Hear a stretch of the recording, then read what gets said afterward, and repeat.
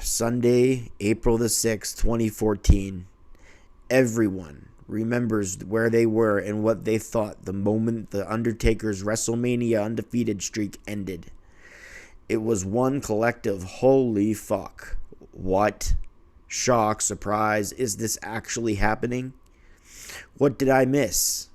Some felt disgust, some were in awe, some were happy, but no matter how you felt or still feel is subjective.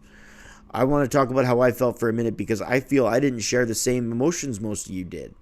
I felt the Undertaker's matches at WrestleMania were getting too predictable. See, when suspending your disbelief in wrestling, you have to somehow, somewhat, in some way believe the other guy could actually win. I didn't have that anymore with the Undertaker. So me being wrong about him losing gave me the ultimate in what I was lacking. The last time I had that moment where I believed he could lose was WrestleMania 21 with Randy Orton, who was the legend killer. It didn't matter how great or how good his opponents at Mania were thereafter either. I knew for a fact Taker isn't losing. Batista? Yep. Edge? Of course. Michaels and Triple H a few times. Punk? The same thing, yeah. So what ending the streak did for me was give me something that we always used to get back in the days before the internet. A shock. A genuine shock. And it wasn't just a shock for the moment. Anything that happens at Mania can be re-experienced forever, and it's what makes WrestleMania moments so special. True moments. Not the contrived ones these days where the commentators force it on you. This is a WrestleMania moment. But no one saw this coming. And where I was on this night was rehab. I was a couple months in, so I was on my phone. I was doing well. I watched it on there, and I was not even looking forward, to be honest, to the Lesnar-Undertaker confrontation for all those reasons I listed above. I felt in other years they did even a better job at making you believe he could lose. However, all that was forgotten the second he actually lost. I was shocked like everyone else, but instead of feeling like your favorite character was killed, I felt this awesome release type of way. I realized instantly that this made Brock so much better than he already was, and I instantly thought back to Undertaker's words to Lesnar at his UFC loss a couple years before that, when he said, "You want to do it?" Was that the "it" Undertaker was referring to back then? WWE fans got their Daniel Bryan moment that night, so it didn't send anyone running for the Golden Gate Bridge after the show, but what it did do was add a disgust feeling to so many fans. I never have, and still to this day feel like an outsider because I never have felt that disgust. I figure I'm alone when saying the streak ending was a good thing. It happened to me at a perfect time, at a perfect place.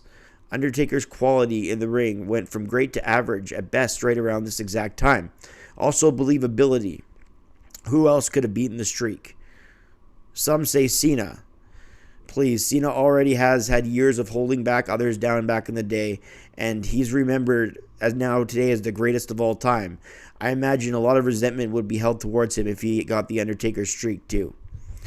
See, guys like Seth Rollins and Drew McIntyre today, those who have slayed the beast, look all the much better when they did because of how well protected Brock was when he returned in 2012 and how they booked him then. To me, it was the right guy at the right time at the right place. It makes WrestleMania 30 more historic as a result and brings back memories that what Vince used to always say, anything can happen in the World Wrestling Federation. That's how it was as a kid, and that's how it was again in that moment. Now I look back at it the same way I did that night, and it happened with a feeling of content. Some have learned to accept it because it's what happened. Some have even turned the corner on it, but I still think I'm alone when I say that him losing at WrestleMania 30 was a good thing. I just wanted to make a quick video on the topic. I do make videos every day on wrestling, so consider subscribing if you want. I'd appreciate it. It's a brand new channel. I also stick up to date with Raw and SmackDown if that matters. But what was your opinion? Sound off in the comments section below. I'm intrigued. Has it changed now? I'd be genuinely curious to see how people felt or still feel. I loved it as a great shock. I loved what it did for Brock Lesnar. And I love what it did for WWE and WrestleMania 30 as a distant memory now. I'm Brett Mix, and I'll see you on the next one, guys. Sound off in the comments section below with your thoughts on Taker losing at WrestleMania 30. I want to see if I'm alone. Thanks for watching.